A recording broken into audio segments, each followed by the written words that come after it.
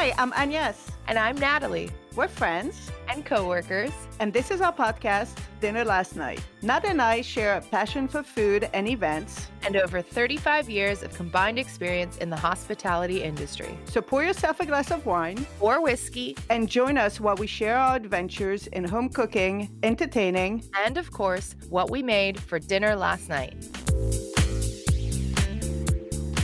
Hi, everybody. Welcome to this week's episode of Dinner Last Night. Today's episode is actually going to be the first in a 3-part series about one of our favorite meals of the year, Thanksgiving. So today we're going to be talking about Thanksgiving and how we prepare for it every year. And then the next episode will be a little mini episode, which we're actually going to record today as well, because we know that by the time that episode airs, we'll be deep in the thick of Thanksgiving preparation.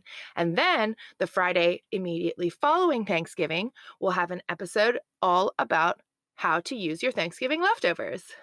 That is so excited. I'm so excited for this. Yep, so that's what's in store today. But first, of course, let's start with what we made for dinner last night. So Agnes, why don't you go ahead? Sure. You know, our conversation last week or 2 weeks ago, was it last week? 2 weeks ago about cookbooks really inspired me to create my cookbook list on Amazon, just like you have.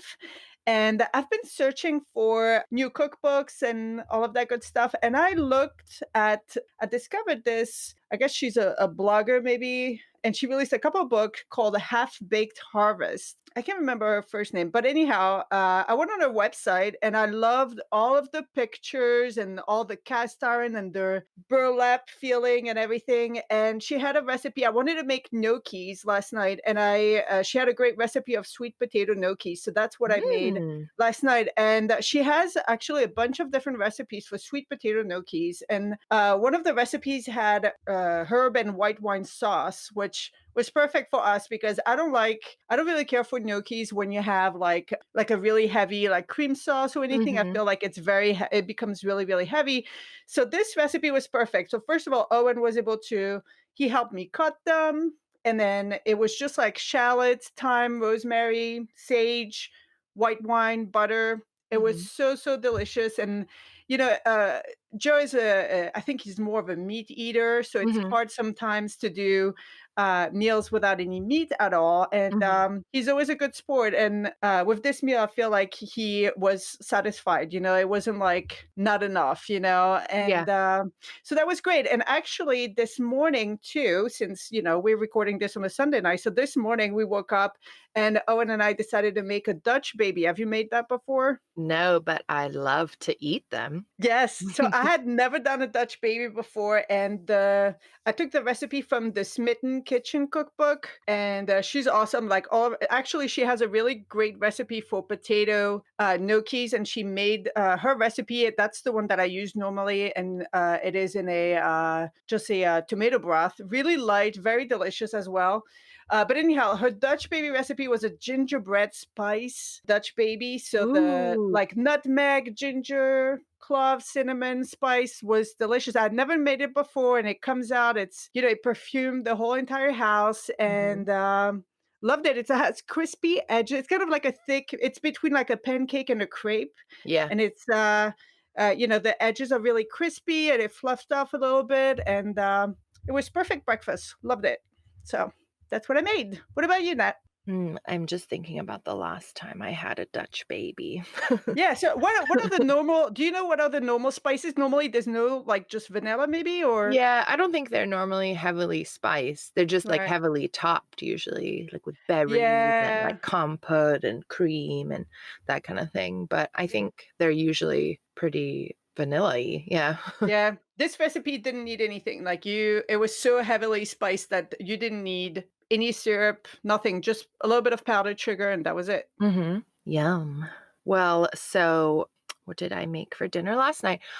So I tried this recipe from the New York Times cooking app, which, as we talked about before, such a winner, that app. I'm so glad that I subscribed to it.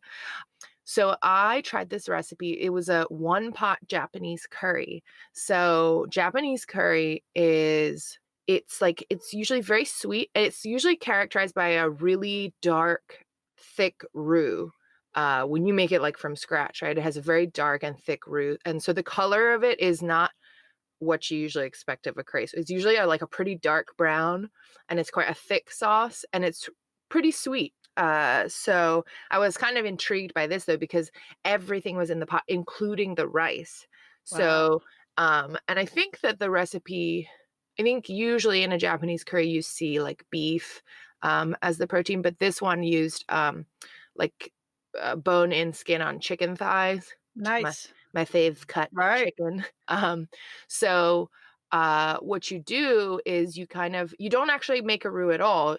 You just do all the spices. Oh, the other thing that there's a lot of in Japanese curry is butter. A lot of butter. It's very, Wow. very rich. So, you do the butter, you put all the spices, onions, that kind of thing. Then you put the rice, and then you put, your potatoes and carrots, and you sear the chicken. So you brown it first, and then you just sit it on top. You add some stock, some chicken stock, a couple other spices and things, and then you let it simmer.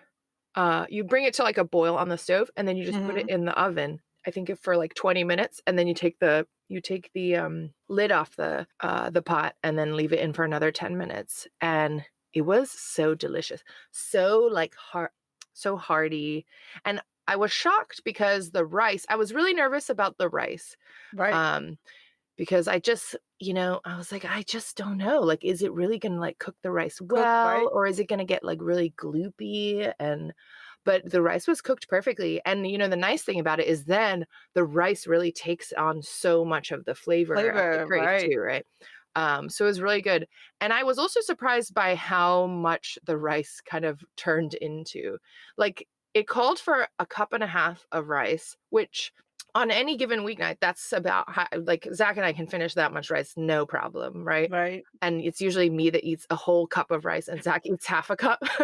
Um, but it just, like it just seemed like endless rice. I had leftover of the rice and, like, potatoes and carrots, not the chicken so much, for 2 days. I was still eating, Wow. like, the curry rice with, like, the potatoes and carrots. But it was really, really good and so easy, so simple. Like, normally I've made Japanese curry, I think, once before from scratch, right? And it's, Mhm. like a lot of curries can be, like, time consuming, and it's really important the order of the steps and everything, and that you, like, Don't let rush it. things Yep. yeah, you let the flavor build and everything. But this was, like, so simple and so flavorful. I was like, "Ah, another winner from the New York Times." Yeah. One other thing I made this week actually though that was, really good was, I was doing some more ramen, recipes for work, Right. and one of the recipes I was making, like, ramen noodle salads. One of them was a sesame, ginger, and steak ramen salad, and it was so delicious. I think that was a Bon Appetit magazine recipe. So delicious and flavorful and so, so simple. I mean, you can use any kind of noodle really if you wanted to, right? I used instant ramen just Right. because that's what I was doing, but, you could use fresh ramen, you could use udon, you could probably even use spaghetti, honestly, and, you just cook the noodles till they're, like, al dente, and all it is you make this delicious dressing with, like, tahini, soy sauce, ginger, a couple other things, but nothing else too crazy, and, you cook off a steak, right, or maybe you have leftover Mhm. steak, Right. yeah, and then, I had some mung bean sprouts, I think it had, like, some thinly sliced radish, some things for crunch and maybe chopped peanuts on top. It was so good, though. The tahini, dressing was delicious. Such bright flavors. I love tahini. I think we don't use it enough, Yeah, you know? so good. It's good for, yeah, salad dressing, for dips, obviously, and it's just so good. Yeah, I don't usually cook with it often. Actually, the first time I ever bought tahini was because I was making that recipe for work, and so I bought a jar of tahini. But now I'm like, "Oh, I gotta use this all the time." Yeah.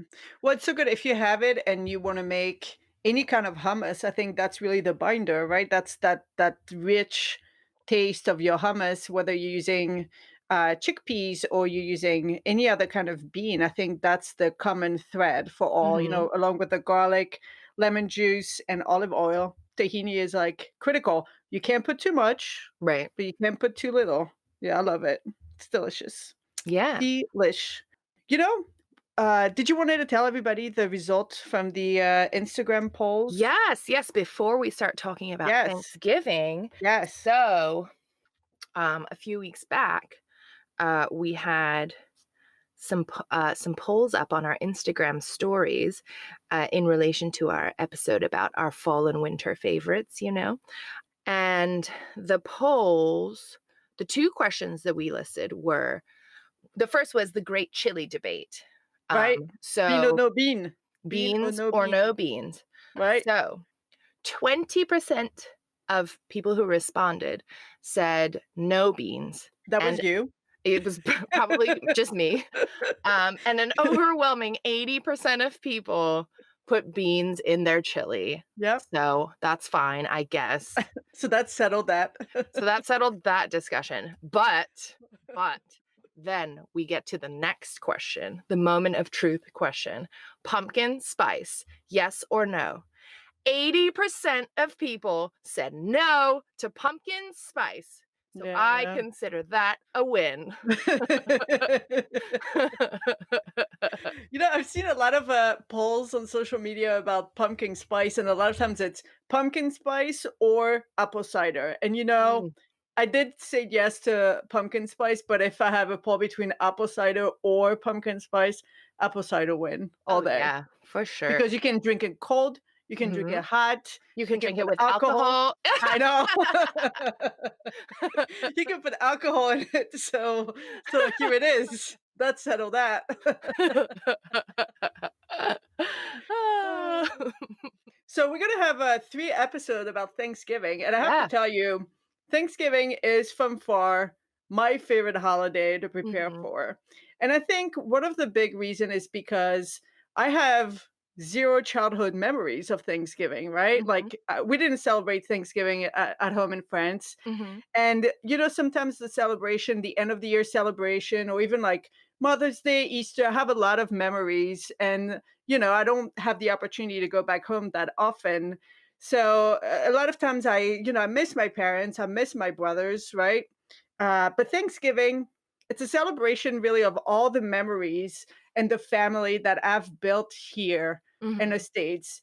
And nobody expect anything, out of this celebration other than being together and being thankful. And I think that really is my favorite holiday. And it is all about the food, Mhm. right? Like other holidays are about a lot of other things. Mhm. Mhm. Thanksgiving, it's really about the food. Yeah. Yep. Would you agree? You didn't celebrate Thanksgiving, right? Growing up? No, yeah, I think we probably sort of have the same perspective on Thanksgiving. I don't really remember.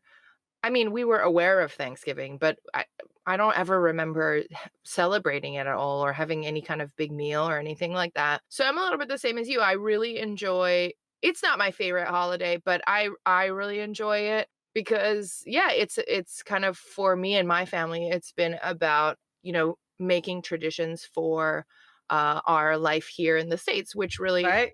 you know didn't start really that long ago in the grand scheme of things. And I also, my very first year in college here in the States, for Thanksgiving, I went to Bryn Mawr College, and Bryn Mawr has this awesome program where every year for Thanksgiving, they ask staff and faculty and also alumni if they would be willing to host a Bryn Mawr student or more if you want for Thanksgiving, because there's a large like international student population and also just a lot of people that can't go home for the holiday.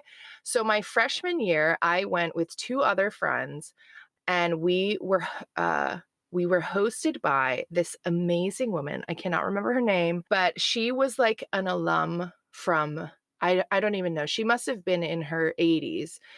So from way back, she had graduated from Bryn Mawr College, and she hosted us though at her retirement community, which was out somewhere on like the main line. So it was like the swankiest retirement community. The food was incredible, and it was just this huge buffet of, like, amazing foods, all of the classics, right? Turkey, mashed potatoes, mac and cheese, green bean casserole, everything.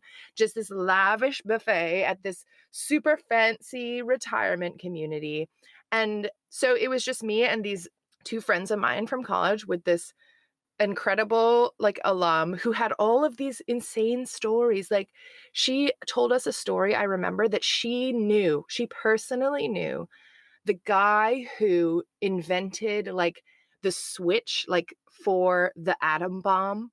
That's how old she Oh my was. gosh. Um, but she just had these amazing stories, right? And she was just this very independent, like, fabulous older woman.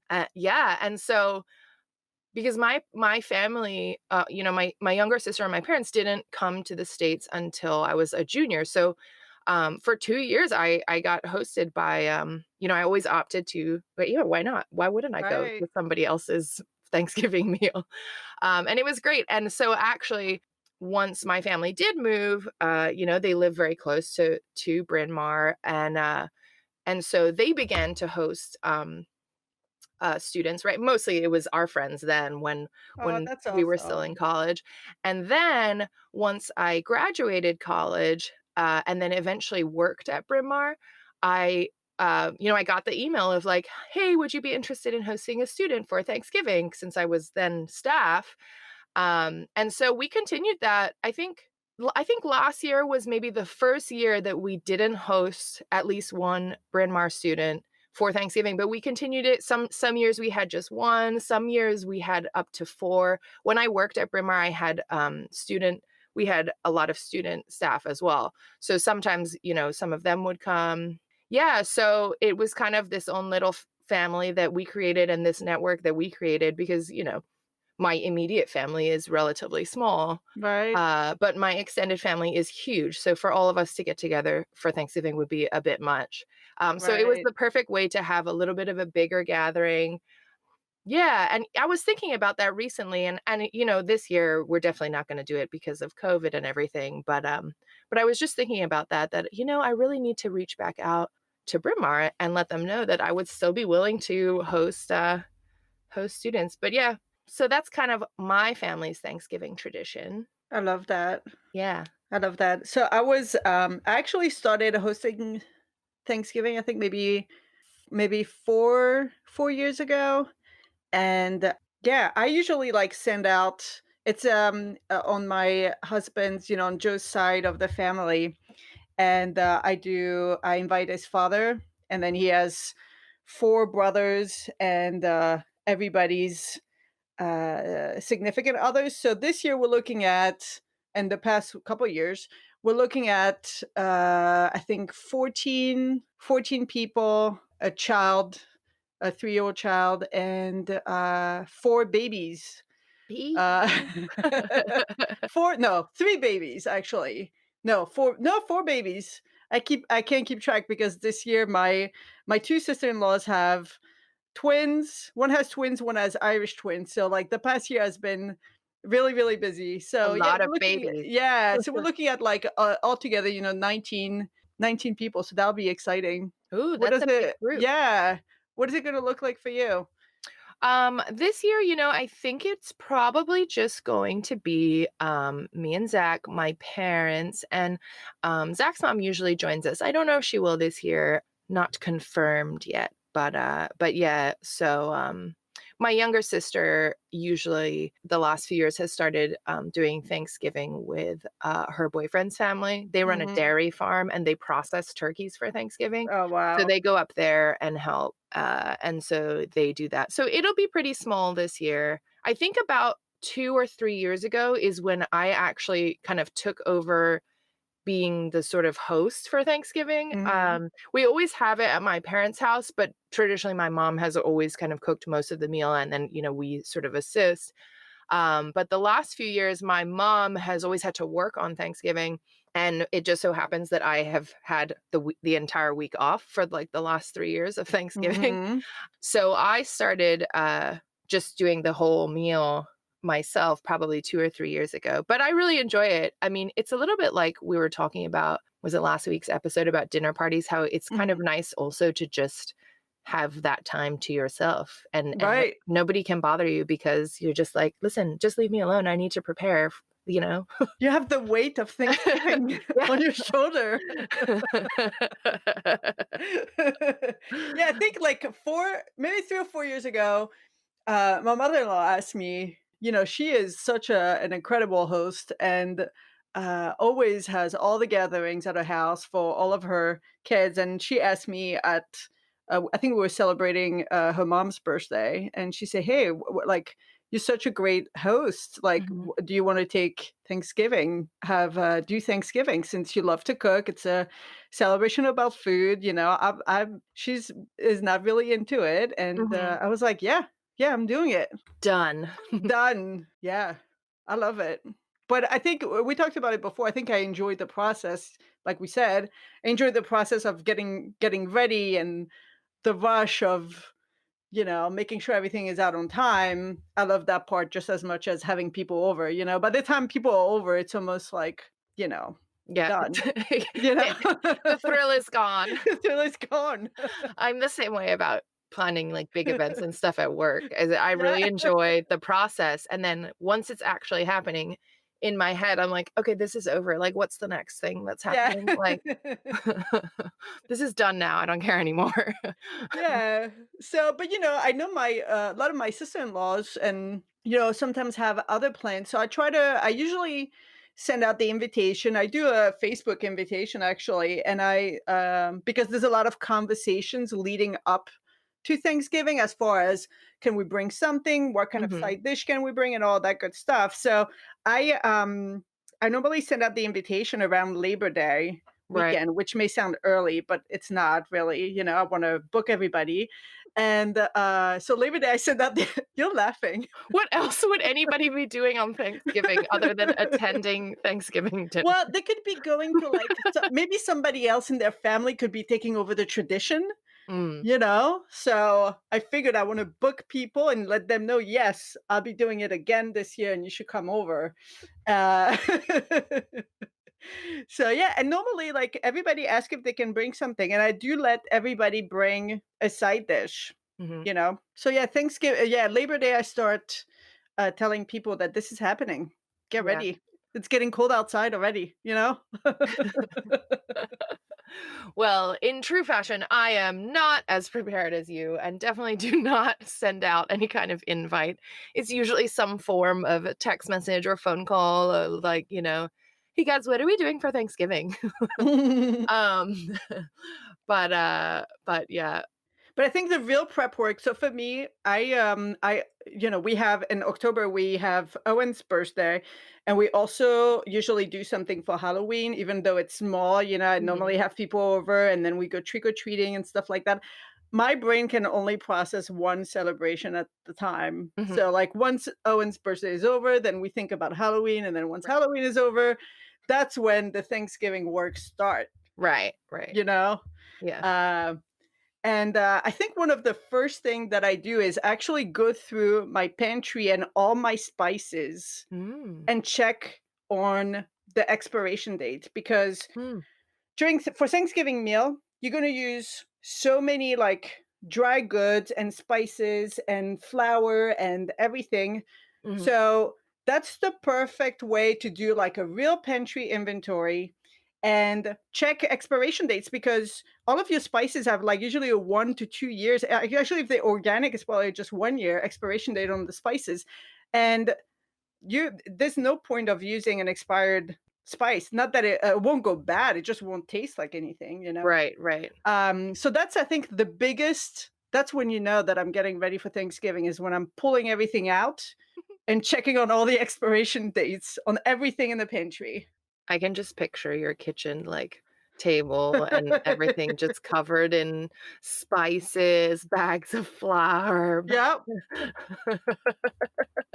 Yeah, the different because you don't realize that there's stuff maybe like one year, for instance, I had done the pie crust with vegetable shortening, Mhm. right? I had did half butter and half vegetable shortening, and I didn't use it the rest of the year. It wasn't good anymore, like Right, right. so like those kind of stuff that Yeah, maybe you may not. And I don't do like a spring cleaning, so like for me, that's the time. That's right. when I do it. Yeah, I definitely don't think, I've never thought about that, the spices and stuff before.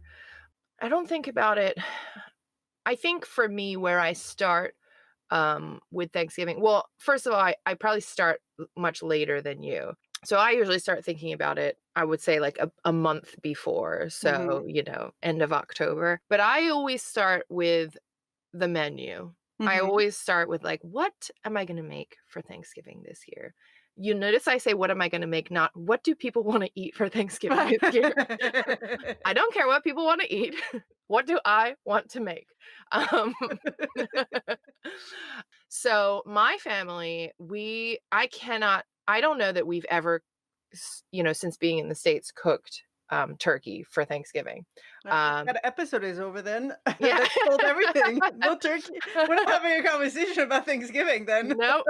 Yeah. I don't think we've ever, maybe my mom has once, but I personally have no interest in cooking an entire turkey. First of all, I don't even really like turkey that much. I kind of think there's so many other meats and poultries that are far more interesting tasting than turkey. Mhm. And I don't want to be left with all of the leftovers of something I don't really like that much. Yeah, And it just takes up the whole oven. My mom's oven is not that big, my oven is not that big. I'm like, "This is just what for why? Why? Just because? Because it's what people do?" So, since I've started making Thanksgiving dinner, I have never made turkey.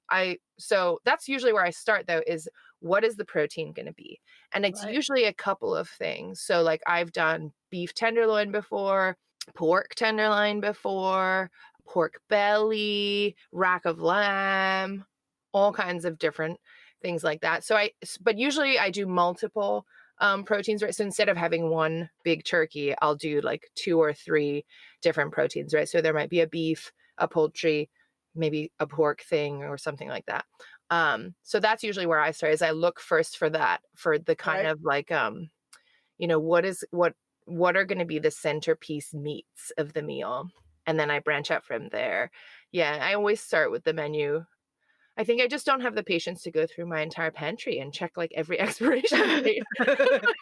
Yes, that process, it's kind of like I don't like to clean I don't like to, like, cook in a dirty kitchen. That's kind of Mhm, like it's such a big process. mhm, So, and also because I don't wanna have, like, 4 different, 4 different cinnamon because I thought I needed more cinnamon, but really I had enough? So it's kind of like a way to do, like, a master inventory. So I start with that, and then I really start thinking about the menu and also, like so, like, right after Halloween, right? And I also start looking at my glassware, my platters, my plates, and kind mhm, of like go through everything and see if I have enough, based on the menu, see if I have enough of all that. We actually have this great secondhand glassware in Westchester, Pennsylvania, called mhm, it's called Dish Functional, uh-huh, and it's a great store. And I go there normally and buy like extra, like if you need extra like serving stuff instead of like buying new, because mhm. it's all from people who are moving or extra glasses Oh, cool. and stuff like that. So that's normally where I go, and I try to do it like a little bit in advance. Mhm. Yeah. That's very cool. Yeah, because I like to use all china, Mhm, mhm. all real silverware. Yeah. Oh, yeah. No, for sure. So, once you do your pantry, Mhm. you get your platters, all of that. Well, Mhm. how do you get your platters if you don't know what you're gonna cook? No, I said the menu was second kind of, Oh, you oh, know. I see. Okay. Yeah, yeah, yeah. I'd start thinking through the menu. So since I've been doing it a couple of years now, I think I've been pretty consistent with my menu, and I know we'll talk in detail about the menu later. I've been consistent with the menu for the past 3 years, 3 or 4 years, and I think I want to do something special. Like Mhm. I've looked at the idea of a turducken, Mm. just because it takes me like a while to carve. I see that I get this beautiful turkey from a Mhm. butcher right across, in Malvern, Pennsylvania. beautiful, right? It's a fresh turkey. I Mhm. usually pick it up. I order it like at the beginning of November, pick it up the Mhm. Tuesday before Thanksgiving. I brine it on Wednesday, and it's beautiful. It's delicious. People talk about it, you Mhm. know. But I do want to do something different this year. Mhm. And I was thinking about doing the turducken, and I've watched Mhm. a couple of videos on how to do it, Yeah. and I may do it. So it's like you have your chicken, right? So it's all your chicken, I believe, is all deboned. Yeah, your chicken is all deboned, Uh-huh. and then you stuff it inside a duck, Uh-huh. turducken, and then you stuff it inside a turkey. Right. So I think you debone everything except for the turkey. You know, you leave your Mhm. turkey is deboned as well, but you leave like the wings and the Right. legs and Right. all that. So, but everything inside is deboned. In between the layers, you put stuffing. Uh-huh. But I like the idea that I would have a whole piece of meat, a Mhm. huge piece of meat that then I could slice. Right. You Right. know, it would be easy. It'll be like nice Yeah. slices Instead of for everyone. carving. And it would look, yeah, instead of like having to carve and, Mhm. I don't mind carving, like, Right. but I think it would be kind of like cool to do something different. Like you're still getting a turkey. I Yeah. could still potentially like brine the different elements. Mhm. I'm considering that. I don't know if I will have the courage and I'll be brave enough to do it. I've been watching videos because I think the whole point of that is that you would actually do it yourself, right? You won't get Mhm. it all done. You will get the deboned pieces and then like put it all together. I think it would be kind of fun, kind Yeah. of unexpected. Oh, yeah, for sure. I think yeah, it sounds like a lot of work, but I'm sure you can pull it off. Yeah. I'm sure you've Yeah. already I'm sure you've already watched 10,000 videos. Yes, yes. YouTube University, but yeah, I think through the menu and the platters yeah, and then I think 2 weeks, about 2 weeks before, that's really when I try to establish a good timeline. Mhm. I make enough chicken stock for everything. I really determine what everybody is bringing because I don't make, as I Mhm. said, I don't make all of the side dishes. Mhm. And I purchase all of the dry goods. So Right. if I need dry cranberries, anything that can be purchased in advance, Mhm. that's 2 weeks in advance. That's really when I purchase all of that. That's about like the timeline up to 2 weeks before. Because, like stock, you can like freeze it and stuff like Mhm. that. I don't again, like, for Thanksgiving, I don't really bake a Right. lot because I'm not a good baker under pressure. Mhm. I know a lot of people who make a lot of their baked goods and then freeze them or even, like, freeze the dough and then, like, use them. I'm just not, confident of a baker enough Mhm. to, like, understand, like, freezing Right. and all of that. Yeah. It's funny because Thanksgiving is actually one of the few times where I will bake if there is something that really catches my eye. But I mean, not every year. I don't bake every year, but it's one of those things where I'm willing to do it if there is something pretty sort of special or interesting that catches my eye. But I think also because Thanksgiving is dessert is so centered around pies, and like pies to me are to I prefer pies to cakes anyway, and like they make more sense. Like I can bake a pie. Um, so so yeah, so I'm more willing to bake then, and I have had some real successes actually. Probably some of the best things I've ever baked have been for Thanksgiving. But I think some of that too is because I do the same thing as you, right? I really plan out in the lead up, 2 weeks and 1 week before, and then sort of the day before and the day of, exactly when I'm going to cook what I can prepare in advance, what I can Right, shop for in advance. And a lot of times, the baked thing, I'll just make the day before. right. Um, because it's not, I never bake anything that needs to be really like refrigerated or that kind of thing, right? So I'll just bake it the day before, Mhm. um, leave it on the counter. It's the same thing with like breads. I've made good like cornbreads and things like that before. That's the kind of thing like I'll just do it, a day or two before and just keep it like cling wrapped really well. And yeah, and that's always worked out. But yeah, Thanksgiving is one of probably the only times where I'll actually even look for Yeah, some kind of dessert that's like a little bit different. But I've also done things that are totally not baked. Like last year, I think we had poached pears because yeah. I just wasn't feeling baking anything. So 2 years ago, I was like, I'm not making a pumpkin. Normally, I had make pumpkin pies. I made one last year. 2 years ago, I decided not to make one, and I had told like Joe and Owen ahead of time, like, I'm not baking, I'm just gonna buy it. Mhm. And Owen was getting a haircut that month, and he told the hairstylist how he doesn't know why, like, he doesn't think it's gonna be really Thanksgiving because I'm not making a pumpkin pie. Forget about, like forget about everything else. If you don't make a pumpkin pie. But this year, I think I'm gonna look for a recipe of like a pumpkin pie with a twist, something, something, right? Like I've seen recipes of pumpkin pie with like honey, something. I'm gonna try for a recipe that add a little bit of an edge to that. I have a good one for you. A couple of years ago, I made a goat cheese pumpkin pie. Ooh, that sounds delicious. Yeah. I love goat cheese in Mhm. savor in sweet applications. Yeah, it was I very, love very good. that. Oh, Yep. we'll have to share. Mhm. So what was your menu last year? So last year, okay, so I should preface this by saying I'm gonna read this whole thing, right? And it's so much food, and then you can ask me how many people actually ate Thanksgiving dinner last year. Okay. Everybody hold your So, breath.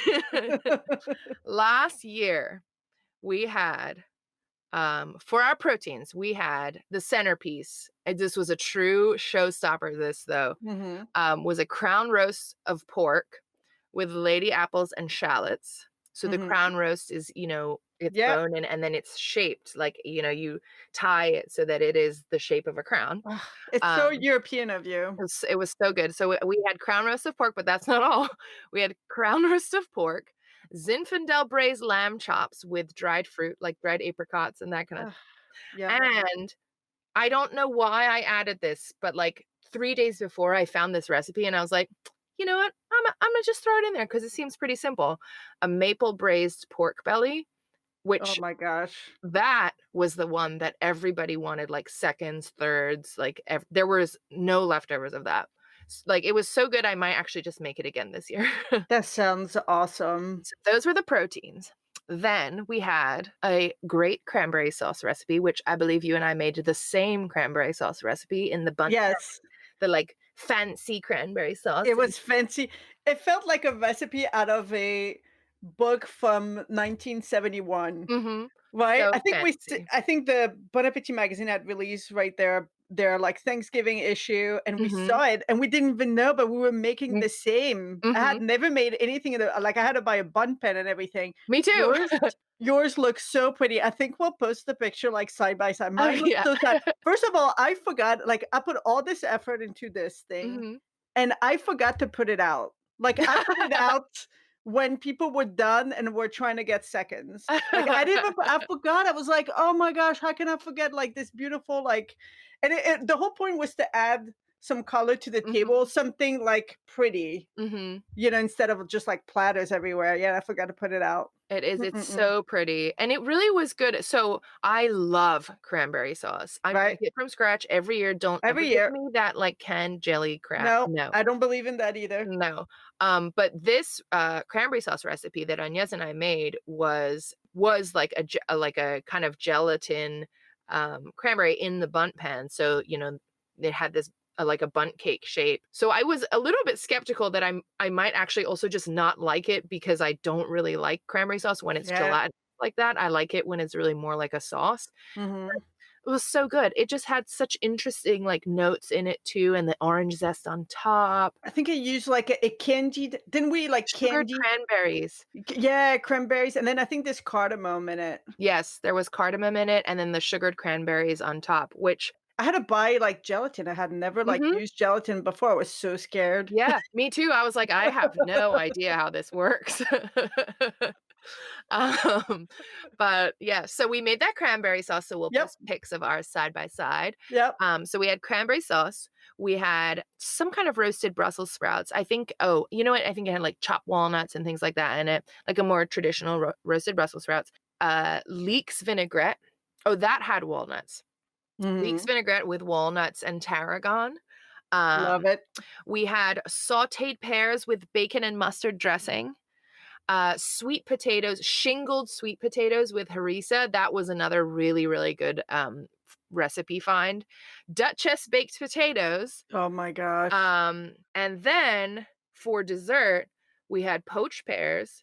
I also picked up just on a whim while I was shopping at Whole Foods, this really, really good, like spiced turmeric cake. And it was just like a Ooh, cool, like bundt shape, but like kind of with like funky edges and whatever. And like the color popped so much. And it also was $5. So I was like, ooh, yeah. this looks cool. So we got that. That was a total hit though. I hope they have them again this year. Whole Food has amazing, amazing baked goods. Yeah. Yeah. Um, and we always have, my dad every year always buys a pecan pie from like from like Perkins. Mhm. I, I don't know why. Well, I don't know why he gets it from Perkins, but pecan pie is his absolute favorite. And it is also my favorite. But Perkins pecan pie is not that good. I don't know. I think he's just longing for my mom's pecan pie, which I would never attempt to make because obviously it would never be up to par. No. So we eat a store-bought pecan pie every year also. So, yeah, that was a Thanksgiving dinner last year, Oh my goodness. and the total number of people eating it was 6.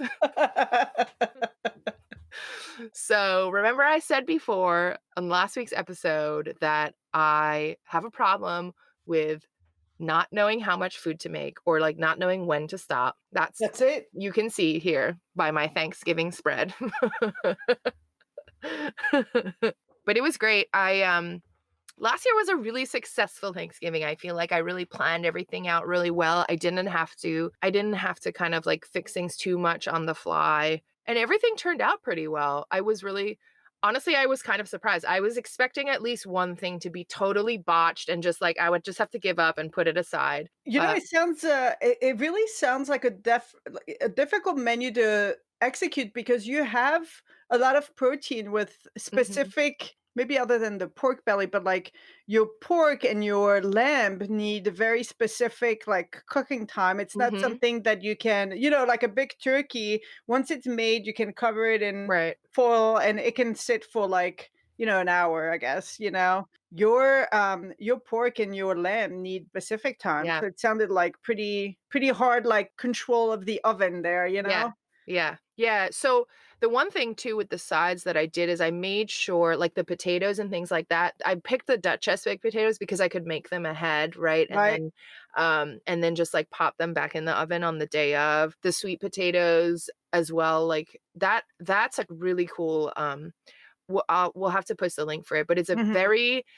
it's a very simple recipe that is very impressive looking because it's shingled almost like as if they were Hasselback, but you do it in it's really important you do it in like an oval casserole dish and Right. you shingle them like all around, but you can intersperse like regular potato as well or different colored sweet potatoes and you cook them shingled like that with the harissa and like it had pistachios on top. Yeah, it looks so cool. It has so much flavor, but it's so simple, right? Like that, then you're just like putting it in the oven.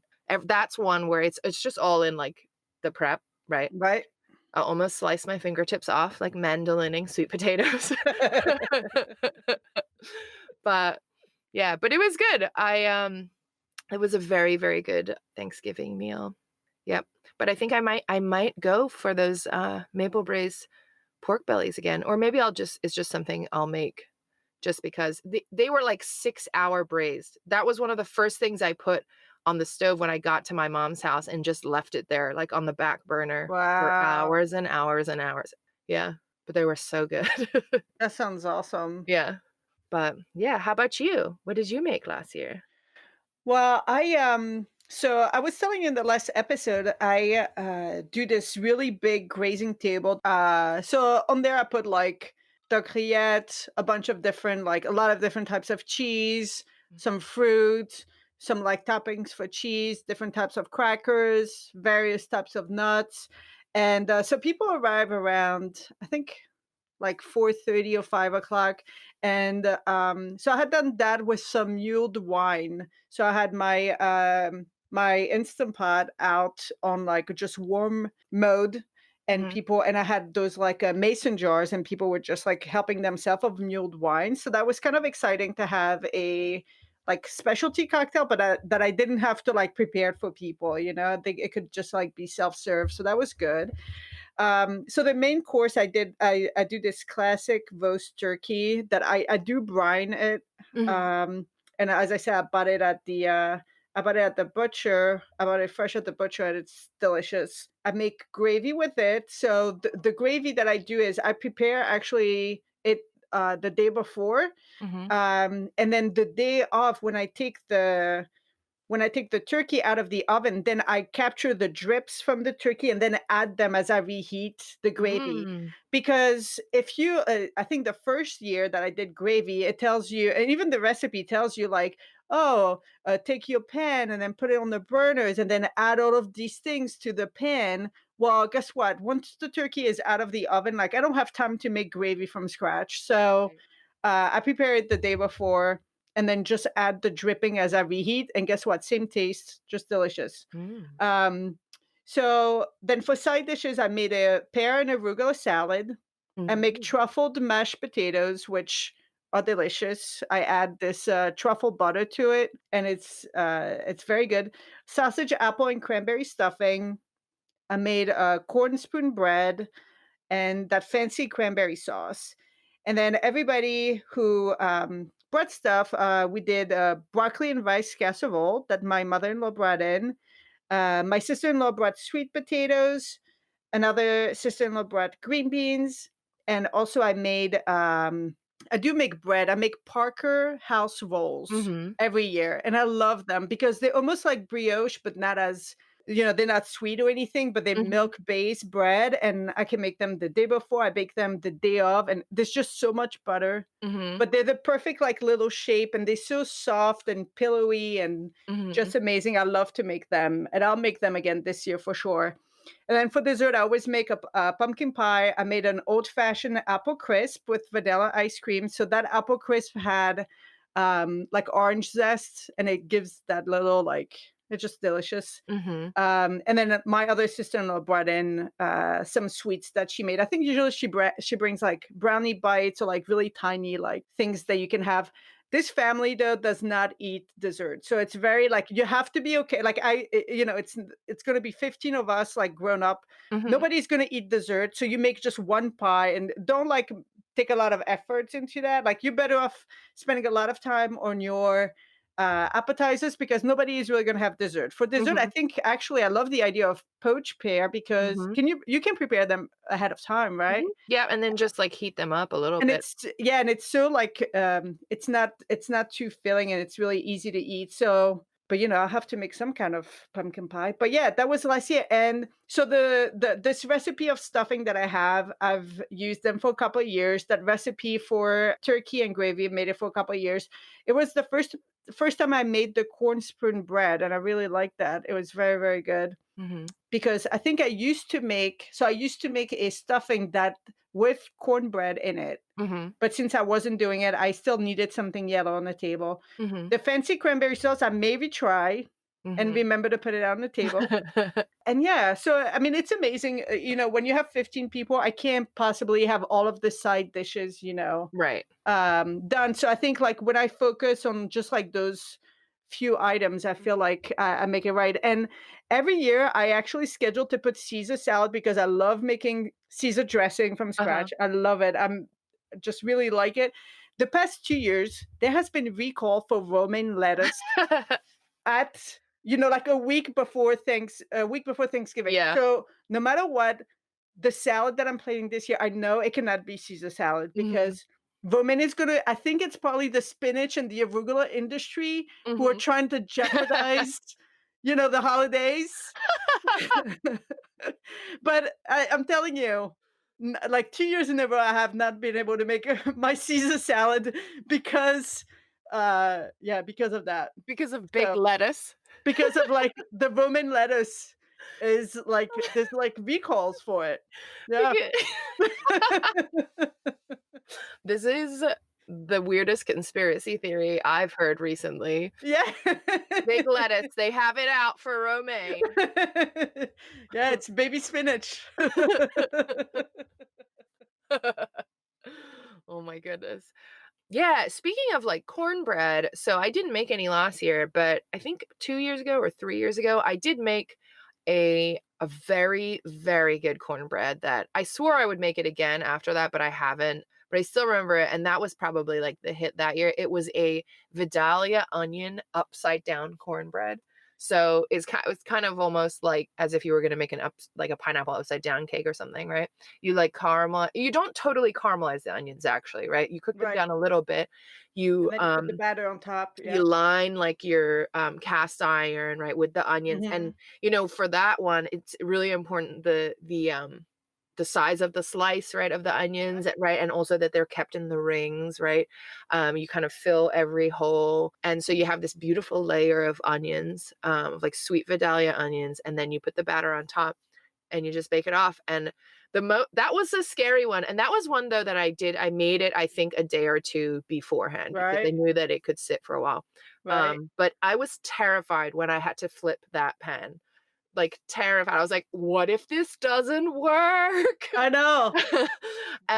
But it just, like, it worked perfectly, and it was so good. The cornbread recipe itself was so moist. I remember actually I'll have to look up the recipe, but I do remember that it had a very unusual ingredient in it, which is what originally piqued my interest other than the onions, which I also love onions.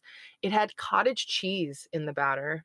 That's probably why. I Yeah. feel like, any, like, basic cornbread recipe that you will find at the back of the cornmeal, Mhm. it's always so dry. So dry, but It's this always one. so, so dry. Like, Mhm. I love yeah, cottage cheese might be a good one. I love the recipes that sometimes call for, like, whole kernels. Yeah. That's why I had done the spoon bread because I think, like, if it's dry so bad, your it's so funny, your anxiety about turning over the cornbread is probably the same anxiety that every, like, French woman who try to makes tarte tatin Yeah. experience, like, is Right. it gonna work or is it not gonna work? What's gonna happen? You, like, Yeah, shake it a little bit, trying to see uh, if, like, is it gonna slide, like, the onion's just gonna slide off, like. yeah, Yeah, but and then it's funny actually because these 2 favorite sort of things that stand out to me in, like, recent memory are things I baked. So it was the cornbread, and then 2 years ago, I made an orange almond olive oil cake. oh, I love that. It was so good. I was packing up the leftovers, and my dad actually came over and was watching me, and I was like, "What? Is there something that you would like me to keep here?" He's like, "Can you just make sure that there's some of that, olive oil cake left for me?" Which is a good thing he mentioned it because I actually liked it so much too that I was trying to take home most of the leftovers for myself. I love the idea. Maybe this is a olive oil cake that could be a really good It's really good. addition. So beautifully simple, like the display of it, right? Like, it doesn't look like anything particularly special or fancy. It's just topped with, like, a nice thin layer of toasted almonds. I think maybe there was some powdered sugar over the top, like a little bit, but Mhm. otherwise, no icing, no nothing, just like so much orange. I remember it was so much freshly squeezed orange juice, orange zest. And yeah, it's something about like the olive oil. I've always liked olive oil cakes though. Yeah, But yeah, it's just perfect, just the right amount of like almond to orange. So good. Yeah. Yeah, I still think love about that that. cake. Yeah, we'll share all the recipes, all of Mhm. this. Yeah, for sure. Okay, Agnes, we better stop there. Otherwise, we'll be talking about Thanksgiving forever. Um, Absolutely. so I think it's time for our last bite. So what's your Yes. last bite this week? Well, my last bite is actually I recently acquired a pastry mat, and it turned out to be something really useful that I'm using more than I thought I would. But yesterday I was doing my gnocchis, my sweet potato gnocchis, and it has all the measurement. And even when I made fresh pasta, I used it just as like an area instead of like making my whole like countertop dirty. I just like put that on top of the counter. It's really big, it's silicone, and then at the end I can just like wash it real fast. So I found that it's really practical. But yeah, while making the gnocchis, I actually asked, as I was telling you, I asked Owen to cut them Mhm. into like 1 inch little nuggets. Mhm. And he was able to do, like he lined them up and he was able to do it. And I just thought that it's awesome to have. It's for like consistent and like measurement. I'll have a picture of it, and you see, you can it shows you like if you're making pie, it shows you like, I just have a Mhm. hard time with like metric system Yeah, and yeah. inches and all of that. So it's just a very useful tool, but also it allows you to keep your kitchen cleaner and faster to Mhm. put away once you're all done. So I highly Yeah. recommend it. Yeah, the one that I have is from Pampered Chef, but there's plenty of them online. A good kitchen tool to have. I actually just bought 2 of them from Aldi, little ones. Yeah. Yeah. For like I guess it's like a quarter sheet.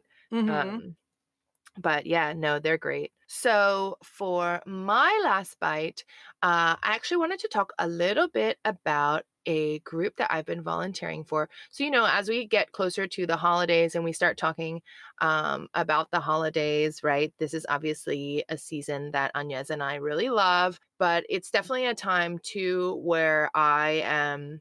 I think because we spend so much time with family and we prepare these big, lavish meals, I'm also always kind of reminded of how lucky I am to be able to do that, to have, such a large and close family, right? And to have the means to celebrate in the way that we do. So, my last bite is actually a little bit of information that I wanted to share about the Philadelphia community fridges. So, Philadelphia consistently ranks as really the poorest major city in America, Right. right? And with the pandemic and everything, these systems that are already not really supporting the city's residents, right, are really, really being tested right now and really being stretched, and it's their resources are really being stretched. So I think, the city's seen this sudden influx of a lot of community fridges popping up all around the city. So I think there's actually about 11 different ones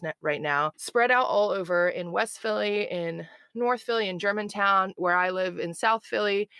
So I started volunteering for the Philadelphia Community Fridge, which we operate 2 fridges in South Philly. And, the whole idea behind, I think, these community fridges, and at least the one that I volunteer with, is really the emphasis that this isn't about charity, right? That the community fridges are really kind of an extension of mutual aid, right? Of a community that comes together when the systems that are supposed to to support it, are not really like adequately meeting the needs of that community, right? And so, I love that the area of South Philly that I live in is incredibly diverse, but it also means that, it's socioeconomically diverse, right? So there's people of a lot of means, and also people without a lot of means. And so I think that's why we've had such success with these fridges. So the fridges are located, there's 2 of them in South Philly. The first one is located at the intersection of 6th and Titan outside of Radiance Medical Group. The second one is located at the intersection of 9th and Mifflin, right outside the Bach building. And all of the Philadelphia Community Fridge is entirely run by volunteers. So, volunteers do anything from graphic design for like our social media pages or for the fridge itself to cleaning the fridges and helping to stock them. And what we do is any donations that people give us is we use those to buy groceries. Every day to stock the fridges. Yeah, so I just wanted to kind of put that out there for anybody living in South Philly or in Philadelphia.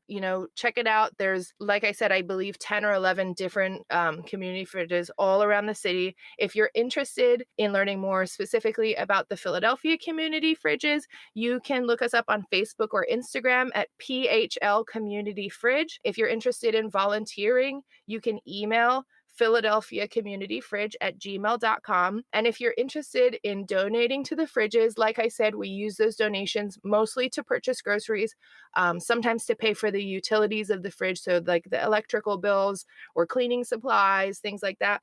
You can do that. There's links to donate via Venmo or Cash App on the Instagram and Facebook pages. So, yeah. Great information. Yep. Yeah, that's a great last bite. Thank you for doing all this. Yeah. Okay, well, I think that concludes this week's episode of Dinner Last Night. Don't forget to tune in next week where we'll be continuing our conversation about Thanksgiving. Next week will be a mini episode, though, as we will be deep in the thick of preparing our own Thanksgiving meals. Thank you guys so much for listening. You know, over the last week or so, we've received so many different messages and comments from people who've been listening to the podcast. So we really appreciate that. I actually wanted to shout out one person in particular who let us know that he had been listening. It's a friend of ours who's actually a vendor from work, Lou. I haven't spoken to Lou in probably 6 months because, you know, with the pandemic and everything going on, we just haven't been working with that vendor. Lou actually texted me last night, just checking in to see how I was doing and to let me know that he was listening to the podcast and he loved it. So thank you so much, Lou. Yeah, it meant so much to me and Agnes to hear from Yes. you and that you were enjoying the podcast. Yep. So, just a reminder to everybody that the links to the recipes that we talk about, the gadgets, or really any other things that we mention, any other points of interest that we mention on our episodes can be found in the episode descriptions of wherever you're listening to the podcast from, or you can check them out on our website, dinnerlastnight.budsprout.com. So, don't forget to check them out if there's anything that piques your interest and definitely try some of the recipes. As always, if you'd like to share your own recipes and stories or suggest a topic for us, or maybe you want to tell us about your Thanksgiving experience or tell us what you plan on making this year, you can always leave us a comment or send us a message on our Instagram and Facebook accounts, Dinner Last Night Podcast, all one word, or you can also send us an email at dinnerlastnightpodcast@gmail.com. Thank you guys again so much for listening. Don't forget to like and subscribe. Leave us a rating or a review if you'd like, because it helps us and it helps other people find the podcast. Plus, we really enjoy hearing from you. And lastly, while you're visiting our social media, don't forget to let us know what you made for dinner last night. Thank you. Bye! Bye.